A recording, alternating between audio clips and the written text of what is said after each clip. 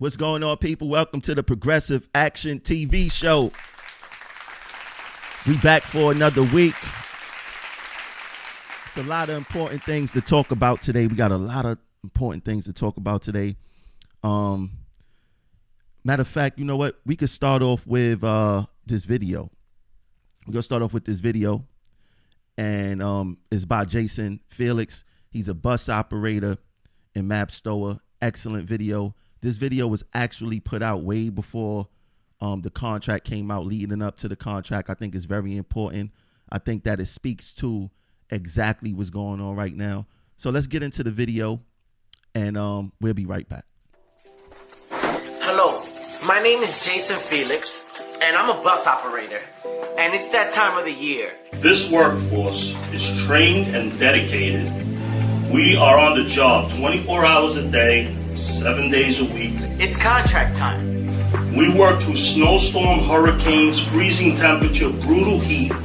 While the rest of the city hunkers down, our members are out there keeping service moving, protecting the equipment and assisting the public. I truly believe we're going to get the best contract we've ever seen. So on behalf of my 50,000 fellow employees, we're making a promise to you today, and we want you to hold us to it. But I want everybody to understand what's good and what's not. Out of firefighter, police officer, sanitation, correctionals, and court officer. We are the targets of assaults on a daily basis, both physically and verbally. Our base pay, it's not the same. What do I mean?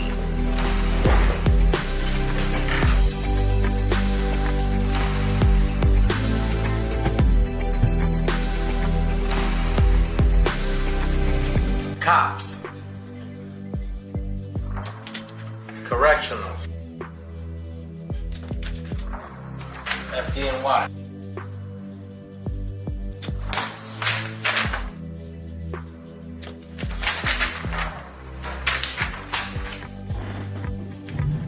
So this is base pay for the 5 other jobs that are very, very important. So let's get into the MTA. MTA. What is the easiest way to calculate your pay? There's a lot of people who don't know how to calculate their pay, or they just really don't pay attention. What we make, this is a stub from the MTA. MTA, right? Look, that's my name, Jason Felix. But the whole point is our regular pay at top pay is $34.06. $34.06 times 40 hours equals $1,362. That's in 1 week. There's 52 weeks in a year times 52 equals 70,844. That's our base pay. And we have to take a stand for ourselves now. In this video, I'm not trying to badmouth anybody's job or how much money they make. And because doing nothing is not an option, but we can't do it alone. We'll need the commitment and support of our partners in government at the city, state, and federal levels. Firefighter, police officer, sanitation, correctionals, and court officer. And all the other departments need to listen to this. Eventually, they're going to do the same things with you and make you take bad contracts on a reference scale of the contracts we took. Or they'll just make you negotiate for less. And I truly believe that this contract is going to be better than we ever seen, but it's still not going to be what we deserve. And if it's not what we deserve, we literally have to put a stop to this by voting no if it's not right. Our base pay doesn't match up to any civil service group, but it's not even close. And we are revenue. Our job is not better. It's not more important.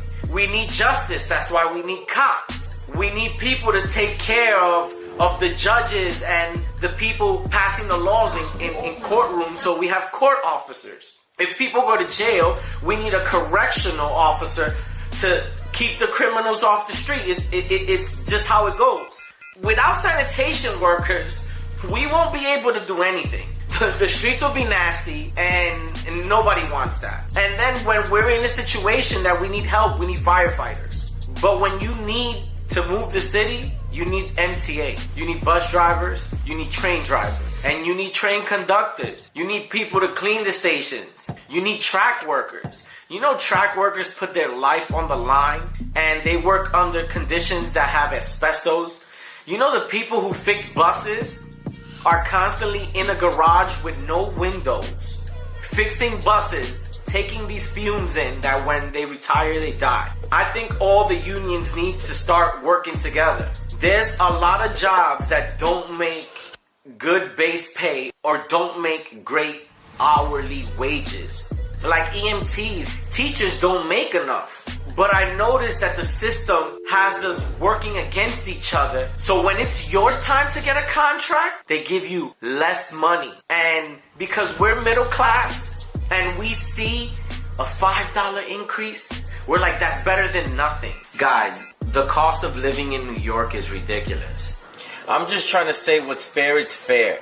I don't know if you know what it is to drive 12 hours every day for 6 days a week. Because that's what the guys who make all the money do.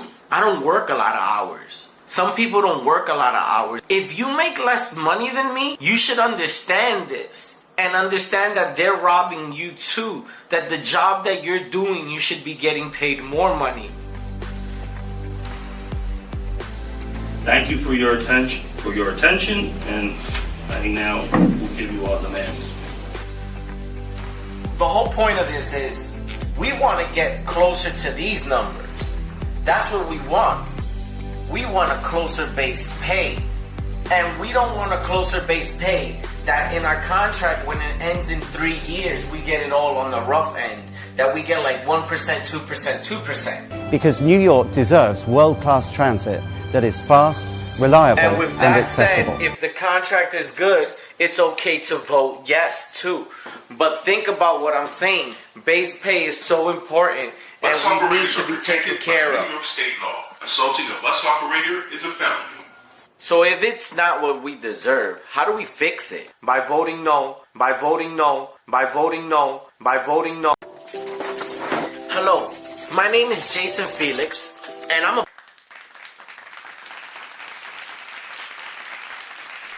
That was an excellent video by Jason Felix, and he did that video a few months ago, and it's important to see the relevance of that video, the contract fight that we in now. I wish this administration could have actually heard or seen this video and took into consideration what the members want and what the members need. Now, since I got you guys' attention, as always, every week you could get the Progressive Action hat at perfidel.com. That's PERFEDEL. We have hats, shirts. You see, just like I got the Black Woke Dangerous. We got shirts, we got everything. And another quick advertisement that I'm very proud of. My brother, Red Kwanzaa, and his son, Jake, that could bake. You know, they got their own cookie business. And I hooked them up with my cousin, Champ. You know, he owns a deli, 350 Tompkins Avenue in Bed-Stuy. You know, is very well kept. It's an excellent store, great sandwiches, great service.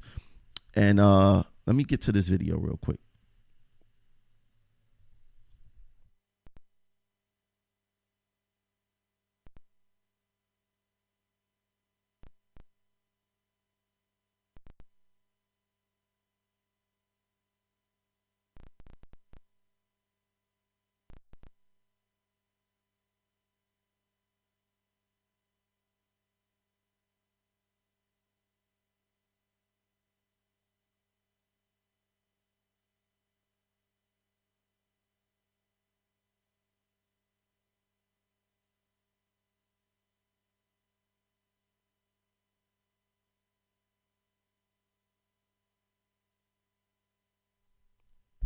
Wasn't no sound to the video when I transferred it over, but basically he got his cookies in his first store.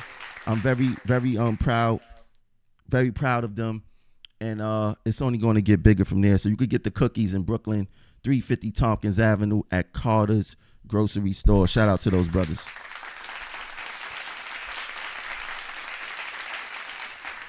Now to the business. Let's get to the business. As you guys know, the MTA will now be fingerprinting us for us to sign in and out of work and swiping using Chronos. The union response was to put in some type of grievance to say that the MTA is violating the contract. And this was a poor response. All of these guys claim that they're knowledgeable. They know what's going on.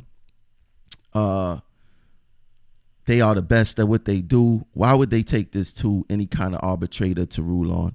We're not protected contractually by not getting fingerprinted. You know, in fact, it's in law that we are able to be fingerprinted by our employer. I don't even know why they waste their time fighting this. And arbitrator Edelman said the authority is permitted to register bargaining units members into the Chrono system. So it wasn't nothing that they could do with that. And guess we just got to roll with the punches here in Local 100. Now, the big talk, we're not going to waste too much time. The big talk around the property now is the MTA contract proposal. Now, with this contract proposal, it set us back about 100 years. Basically 100 years. And the way it's supposed to work is that the MTA and the union, they exchange demands. They negotiate. During this time they negotiating, they come back with a package. After both parts agree with whatever that package is brought back to the E-board to vote on. And a matter of fact, the bylaws says it right here. If you look at section 26 regarding contract negotiations in our bylaws, sections E, F, G, and H, it explains how this whole system is supposed to work. I know you can see it on the screen. Probably can't read it, but as always, I will post it in the group when done. But it explains how this process is supposed to work. And basically, I don't understand how they're moving, because why would the administration bring back a contract proposals to even be voted on if we never agree to it, or if we don't agree to it? That's the part that baffles me. The administration, like, they not even doing things by bylaws. They not standing their ground like they're supposed to. It don't even make no sense. If it was me as president, that it wouldn't even have been voted on. They would have had to take that back until they came back with a reasonable response regarding this.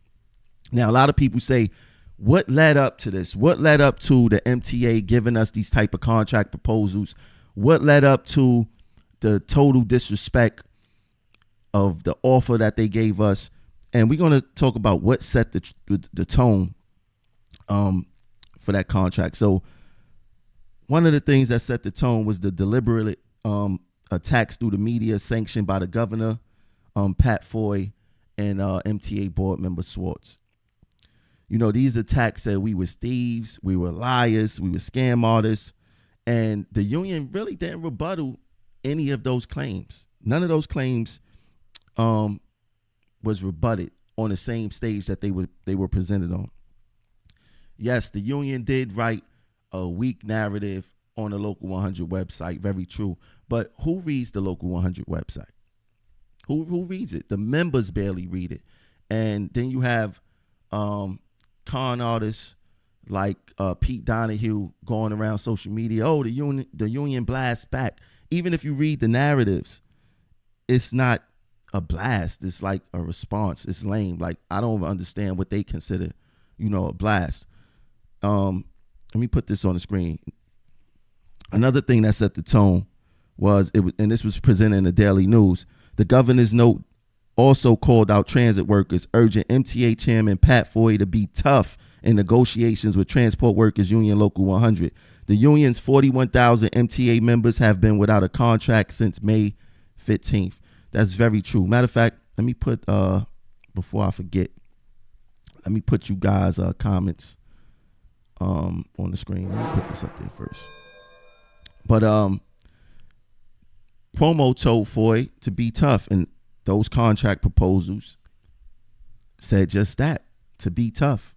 And they're confident, in this next piece right here. Foy was confident in saying that we won't strike because of the Taylor law. And he's confident in saying that. I mean, the Taylor law didn't stop us before, so why would he say that now? It's because they do not fear this Local 100 administration, and it's kind of scary. Let me put this poll. I'm gonna put this poll on the screen, and I want y'all to vote on this poll, and I'm gonna show y'all the results before the show is over with. But this MTA administration is not afraid of Local 100, and it's very sad for us to be so large and the MTA to generally be small while we are so afraid of this administration. Let me get to the comments. Let me see what you guys talking about.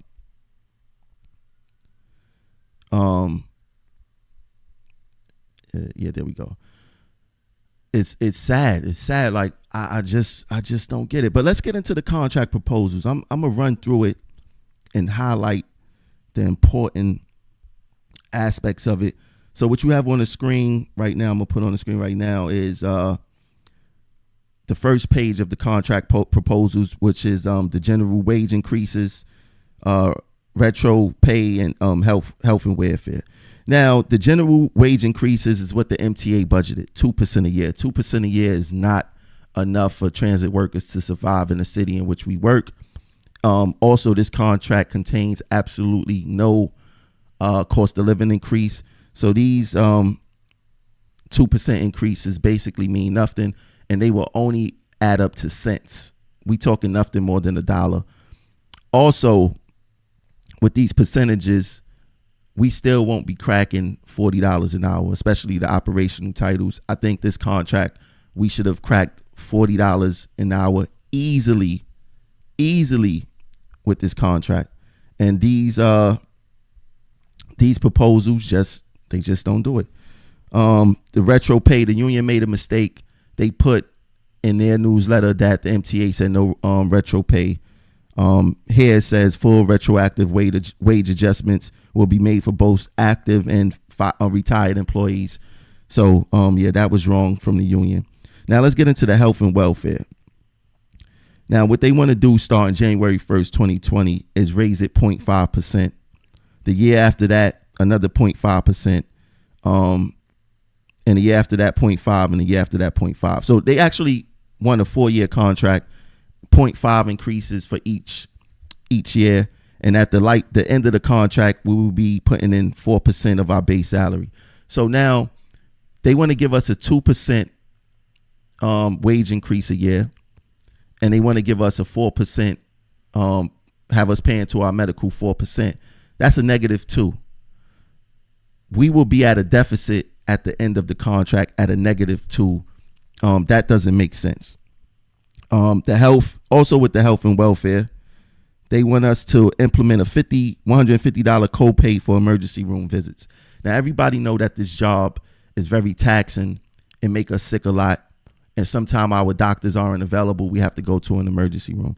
They want us to pay $150 to go inside an emergency room. That's totally uncalled for, unacceptable. That copayment should be actually $0. Another important part of this is the prescription drug coverage efficiencies, including prior authorizations of the drug. So if you're dying and you in need of an emergency medication or whatever, prescription medication or whatever the case may be, you have to get authorization from the MTA to say, is it okay for me or my doctor to prescribe the best medication that's going to keep me alive? That don't even make sense. Like, you expect, what if we can't get authorization? What if they say no and the doctor say this is the best medication that's going to work for them and the MTA say no? What do you do? What do you do? That's absolutely unacceptable. We will not be going for that. I really hope this administration don't go for that. The next part of this BS contract proposal is the work rules and the overtime. Basically, they want to pay us overtime for 40 hours. After 40 hours, currently we get overtime after 8 hours. That is a no.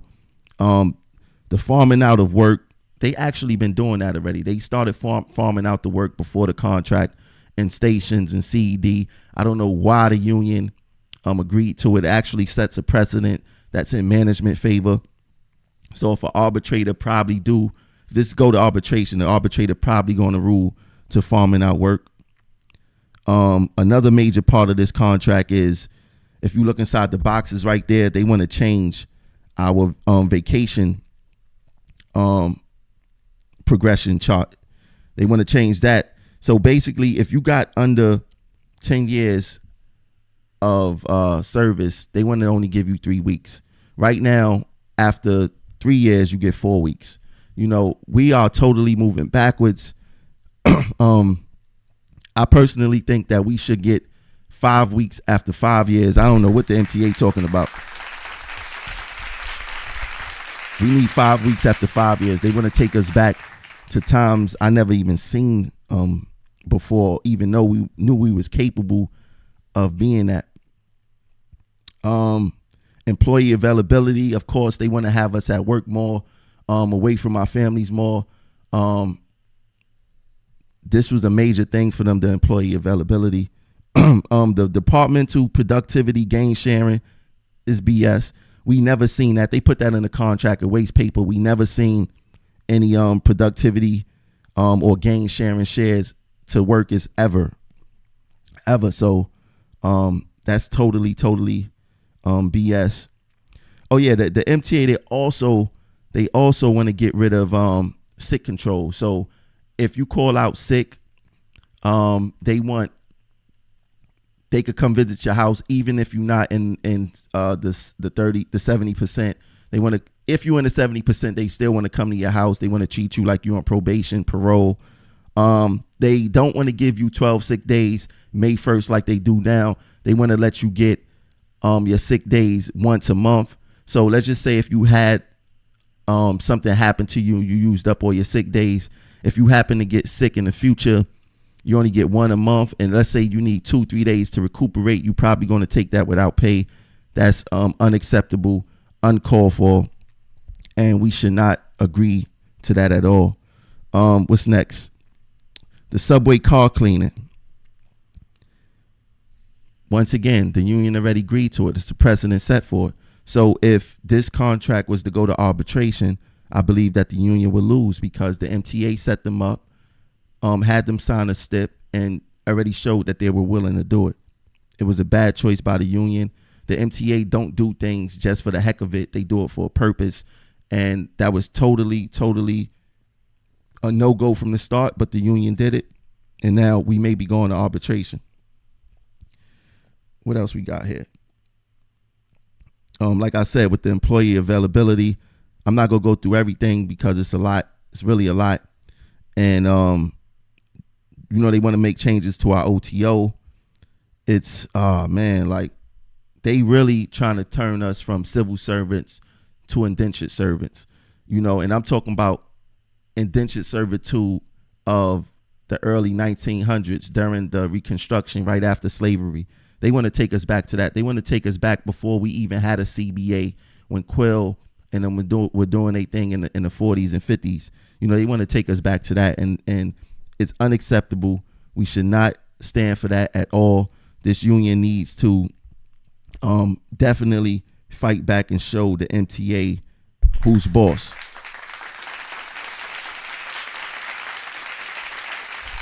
And, like I said before, first and foremost, these contract proposals wouldn't even made it to the e-board because I would have shoved it back in the face of whoever gave that to me. It's total disrespect. You don't accept disrespect and then have the e-board come vote on disrespect. That's not how it works. Don't serve us disrespect. Get the fuck out of here! That's what I would have played if they would have gave that to me. And like I said, make no mistake about it, they want to turn us from civil servants to indentured servants, and not the indentured servants of the 70s, 80s, or whatever the case is with that, or like you see these babysitters are nowadays. They want to turn us to the indentured servants that was a part of the Reconstruction era after slavery. And they don't care what color you are. This is a war on, I feel, not only people of color, but this is a war on the working class. So that includes every single person in New York City Transit. Don't think that you're going to get a separate contract from what we're getting. I told you guys from the beginning that the MTA will be doing measures like this because of the makeup of this company. And it has happened. It is here. What is going to happen now on our end? And this is a straight negotiation tactic by the MTA. You start high. In their case, you start with the worst thing that you could think of. You meet in the middle, and it's still bad. So it's the same thing that they do with labor relations and RTO subways. What they do with us is that they will start off with a high offer of discipline, 30 days, right? So now you're sitting there, you're nervous, or maybe 30 in the final. So you're sitting there, you're nervous, and you're like, dang, that's a lot. And, if I make one more mistake in my career, I could possibly be fired. So they got you thinking about that.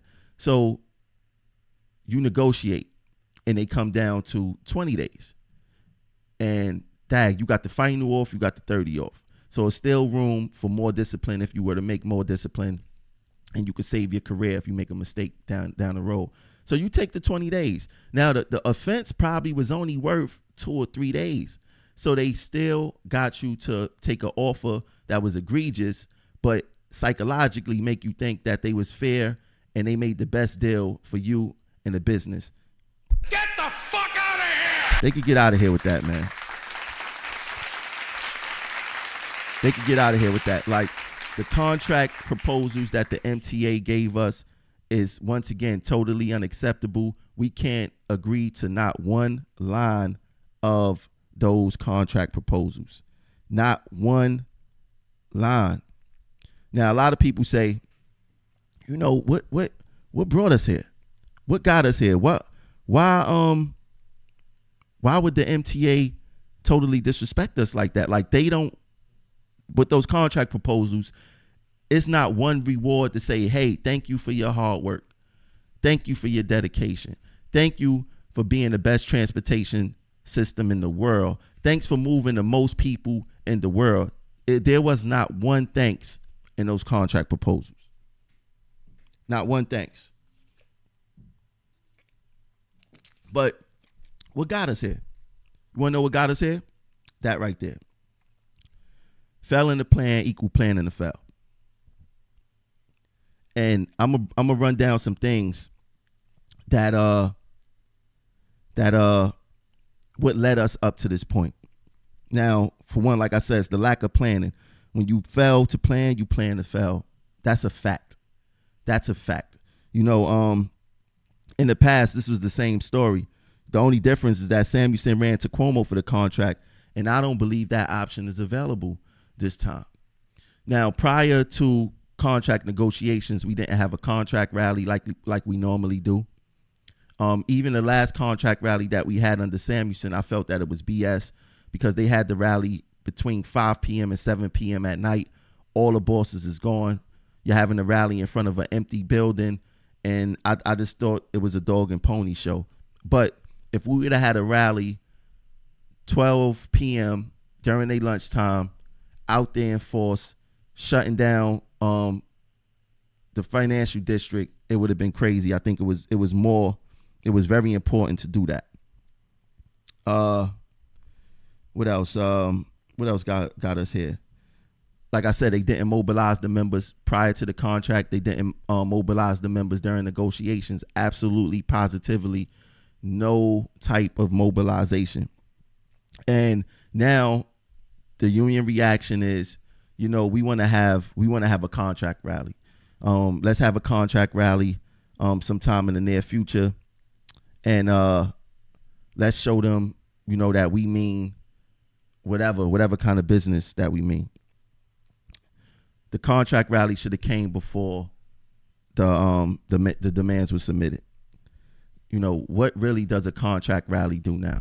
And a contract rally could hurt us for the simple fact that people may not come out. Now, if you have a contract rally, people don't come out, then the MTA will see that, hey, they can't really mobilize this membership. We have nothing to fear.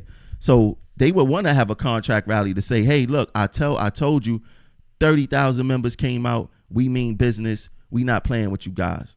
The downside of that is 2,000-3,000 members come out and the MTA will laugh and see that we're not capable of organizing and mobilizing. Do we want to take that chance under this administration? I think that's very important to do that. Now, I'm not opposed to having a contract rally. I just don't think that it prove anything at this time, because you can have a contract rally and then the MTA may not budge. Then what's next? What kind of actions would you take next? And I think that we need to focus on those next actions. It's very important. You have Thanksgiving coming up. You have Christmas coming up. You have New Year's coming up. Everybody was ridiculing and criticizing Roger and saying, oh, Roger moved the contract date. And if we would have kept the contract date before Christmas, we would have all the power in the world. Really, the contract date don't mean anything if this administration is not working by the deadline. It actually means nothing. So now, if we want to use them guys' strategy and you guys' strategy that say, and especially you guys who hate Roger and say he moved the contract date. The contract date means nothing. We have those same holidays coming up. We are working without a contract. Something can be done. This is the opportunity of a lifetime to get what we deserve.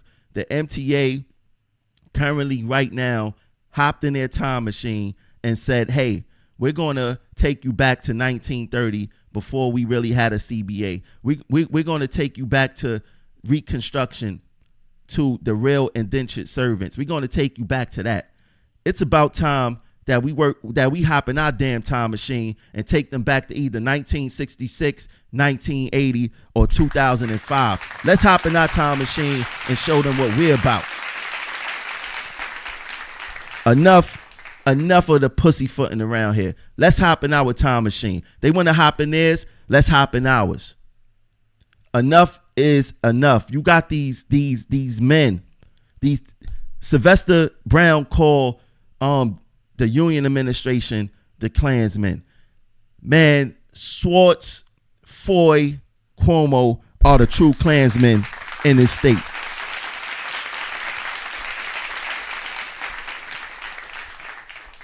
They are the true Klansmen of this state. That's who we should be blaming. Those guys. They are here to hurt us. They don't think nothing nice of us. They don't want us to take care of our families. I'll be damned if I got to go to my son and tell him as a grown man that I let another man turn me into an indentured servant. We supposed to be moving forward, not backwards. Not backwards. And I know people saying, there's a lot of division within Local 100 and we all need to come together. I attempted that. I reached out to Utano Monday and I told them, I said, look, me and you may have issues, but I see something. The MTA issues totally outweigh the issues that we may have with each other. The MTA issues against us totally outweigh the issues that we have with each other. We need to put our egos to the side. I am more than willing to put my ego to the side to make something happen for this membership.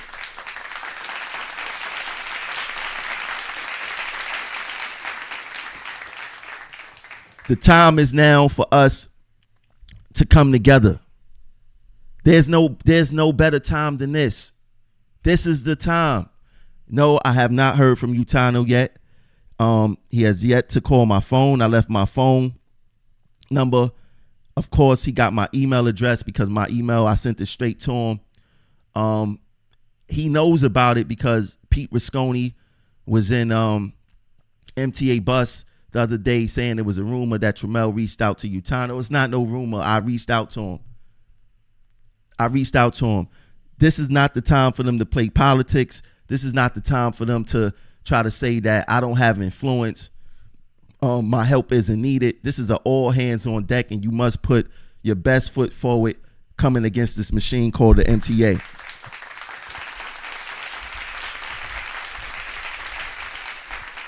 You have to put your best foot forward going against these guys. In 3 years, Progressive Action is a powerhouse at this point. Everybody know who we are. The media, the MTA, nothing will look more better than Utano, Tremel Thompson, Joseph Campbell coming together and showing the MTA that we're able to come together in the times of adversity. Now, this will say a lot about Utano and his leadership.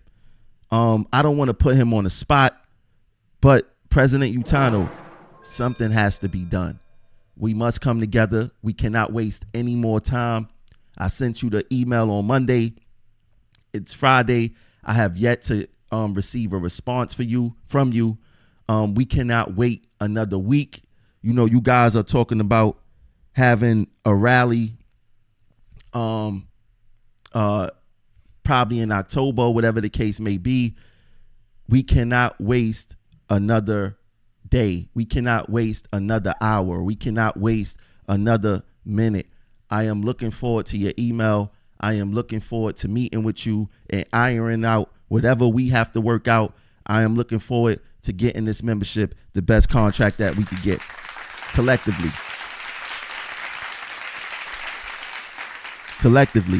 And that's what it should be about.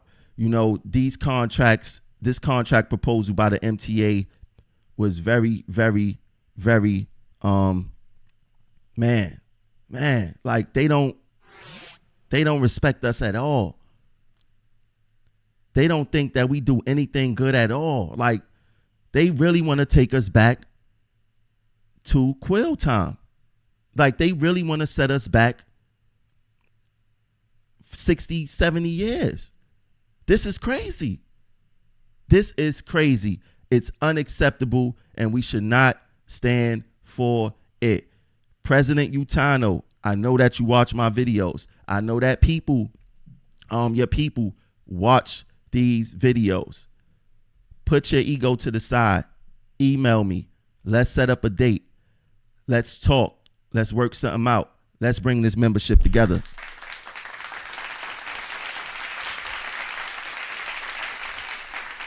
Enough is enough. Now, I want to get into, like I said, I got something new. Progressive Action quote of the week. And it says, give me 6 hours to chop down a tree, and I will spend the first 4 sharpening the axe. Wow.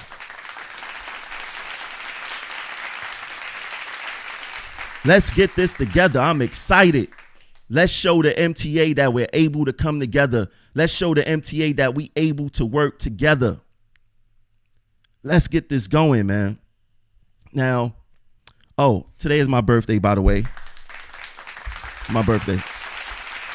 Hold on, that's my lawyer. Hold on 1 second. Hey, what's going on, Keith?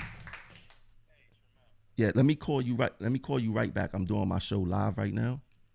I'm gonna call you back in like 10 minutes. All